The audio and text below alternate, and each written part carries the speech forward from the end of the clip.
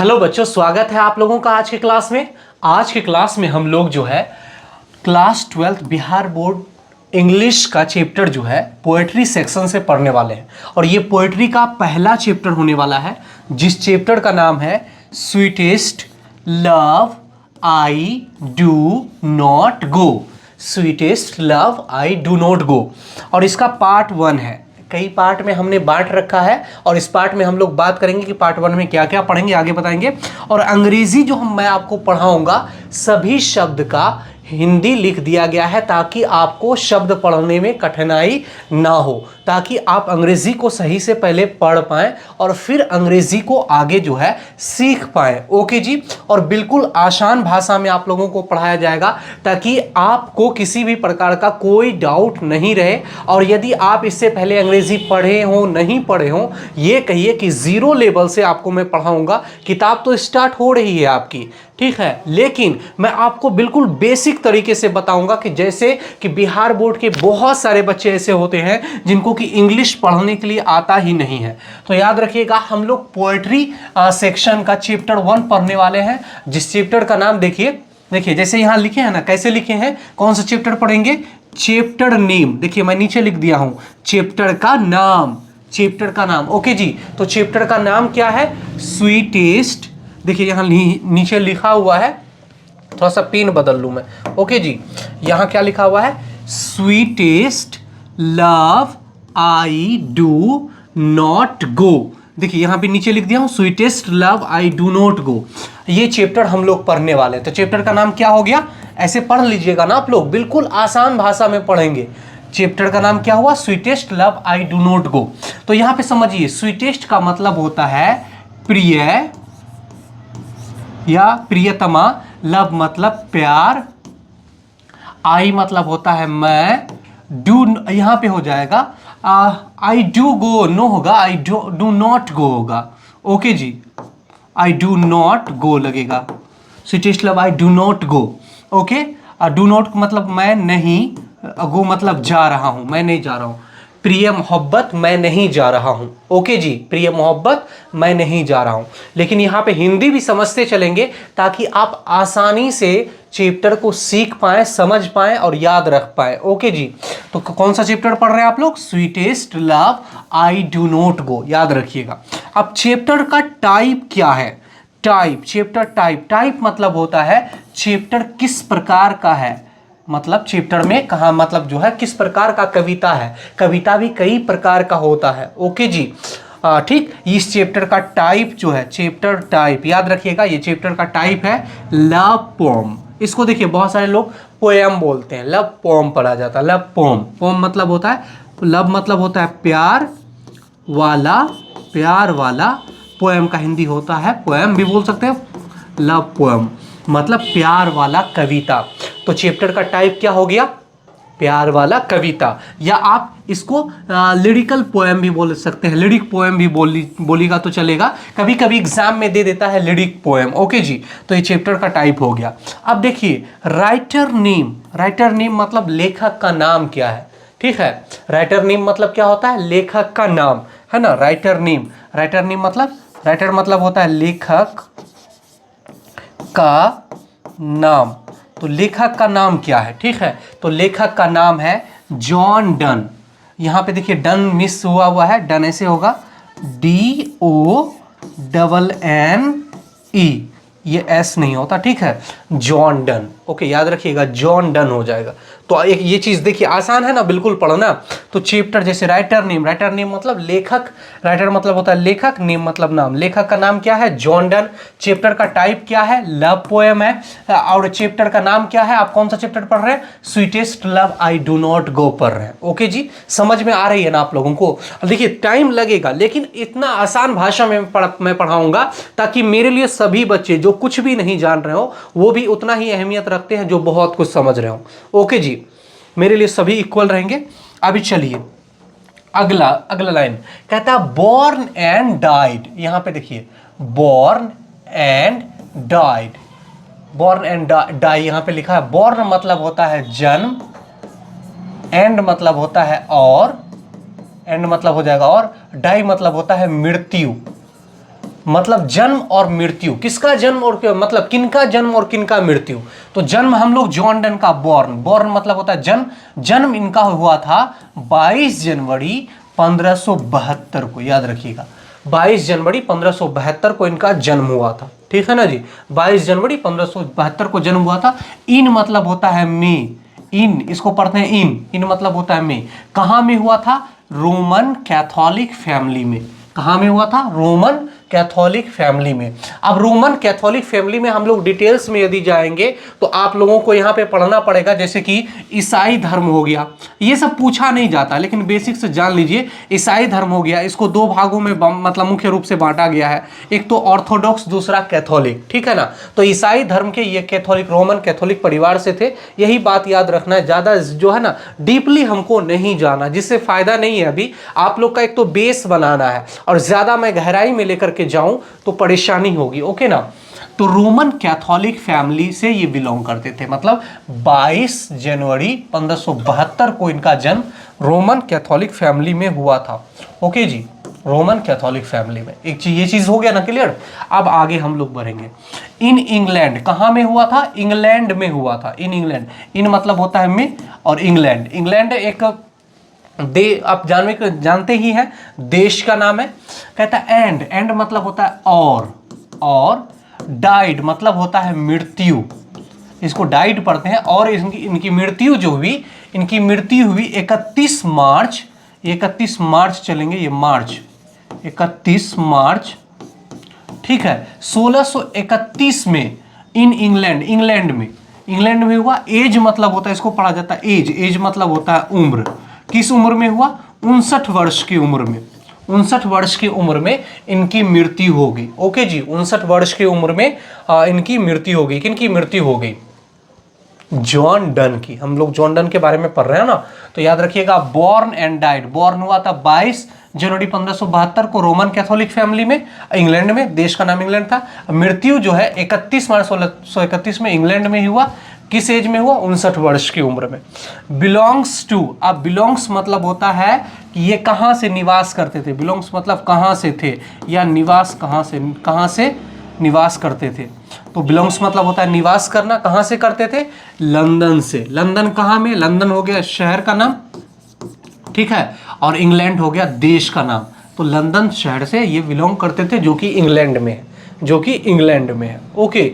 Called मतलब होता है कहा जाता है, कॉल्ड इसको पढ़ा जाता है। कॉल्ड मतलब कहा जाता है या पुकारा जाता है, कहा जाता है या पुकारा जाता है, इसको पढ़ा जाता है कॉल्ड।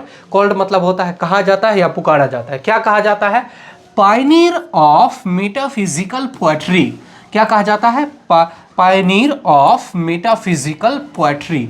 पायनियर मतलब होता है मार्गदर्शक, मार्गदर्शक, ओके। किसका मार्गदर्शक? Metaphysical poetry. पोएट्री मतलब होता है कविता। मेटाफिजिकल हम लिखेंगे भावनात्मक, भावनात्मक मतलब मार्गदर्शक इसको कहा जाता है। किसको? जॉन डन को मार्गदर्शक कहा जाता है। किसका मार्गदर्शक? मेटाफिजिकल पोएट्री का, भावनात्मक वाले कविता का। सर भावनात्मक वाला कविता क्या होता है? कि जहां हम लोग जो है ना प्रेम, जहां हम लोग प्रेम यानी लव, ठीक है ना, भूत प्रेत, ठीक है ना, मोहब्बत और खुदा, गॉड, भगवान, ईश्वर, अल्लाह, यानी भावना के बारे में बात करते हैं, जिसको देखे नहीं है, एहसास वाले चीज़ों के बारे में, मतलब एब्स्ट्रैक्ट नाउन के मतलब बारे में जहाँ बात करते हैं, जहाँ जिसके बारे में हम देखे नहीं है, जानते नहीं है, जिसको एहसास कर सकते हैं, महसूस कर सकते हैं, उसके बारे में जो कविता लिखा जाता है ना, उसी को मेटाफिजिकल पोएम कहा जाता है। इसी को जो है ना, इनको ही मेटाफिजिकल पोएट्री का मार्गदर्शक कहा गया है, ओके जी। अब चलेंगे, ये फेमस थे किस चीज़ के लिए? फेमस मतलब होता है मशहूर, मशहूर, ये मशहूर थे। फॉर मतलब के लिए। ये किसके लिए मशहूर थे भाई? जॉन डन जो किसके लिए मशहूर थे? तो सॉन्ग्स एंड सोनेट्स को लेकर के ये मशहूर थे। ज्यादा इसी से क्वेश्चन आता है, सेटायर्स, एलिजियस एंड sermons, ये सब चीज उतना जानना नहीं है, लेकिन ज्यादा एग्जाम जो क्वेश्चन आता है आपका सॉन्ग्स एंड सोनेट्स को लेकर के, ये मशहूर थे।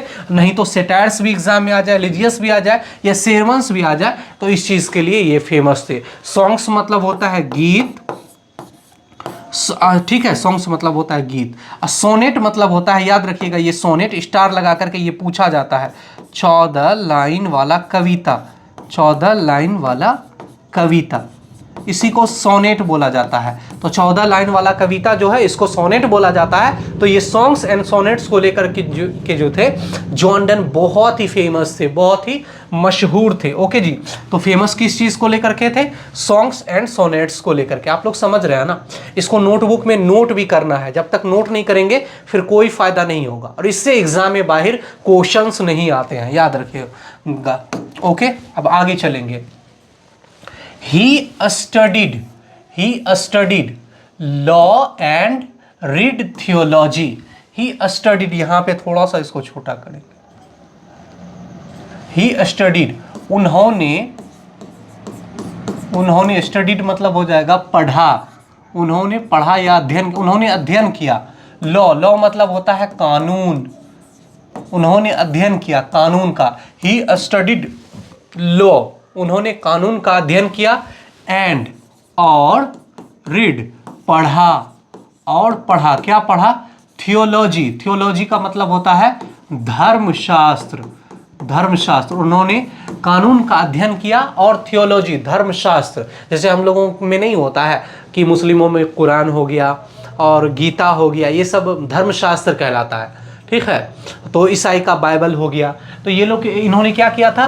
कानून की भी पढ़ाई किया था और थियोलॉजी, धर्मशास्त्र के भी बारे में पढ़ा था। कहाँ में पढ़ा था? इन मतलब होता है में, कहाँ में? तो ऑक्सफोर्ड यूनिवर्सिटी में पढ़ा था, याद रखिएगा, ऑक्सफोर्ड यूनिवर्सिटी।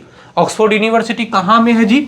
तो याद रखिएगा इंग्लैंड में है, इंग्लैंड में है। तो याद रखिएगा कि ऑक्सफोर्ड यूनिवर्सिटी में इन्होंने किस चीज का अध्ययन किया था?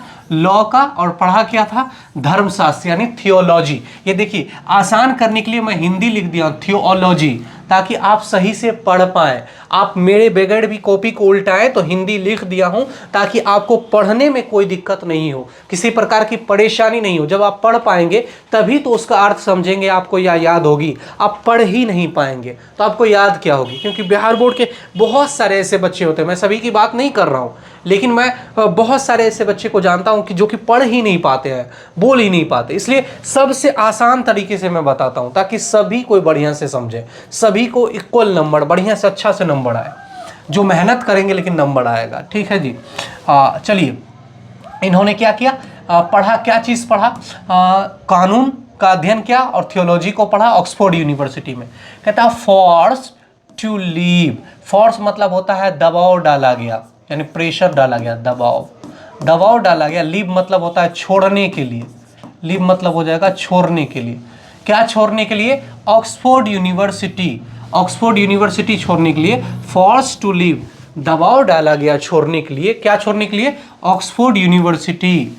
विदाउट डिग्री, बिना डिग्री के, बिना डिग्री के, बिना डिग्री के जो है, इस पे दबाव डाला गया। किस पे? जॉन डन पे, कि आप ऑक्सफोर्ड यूनिवर्सिटी छोड़ दीजिए।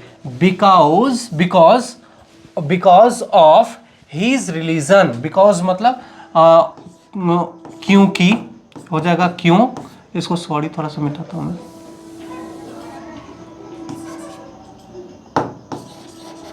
क्योंकि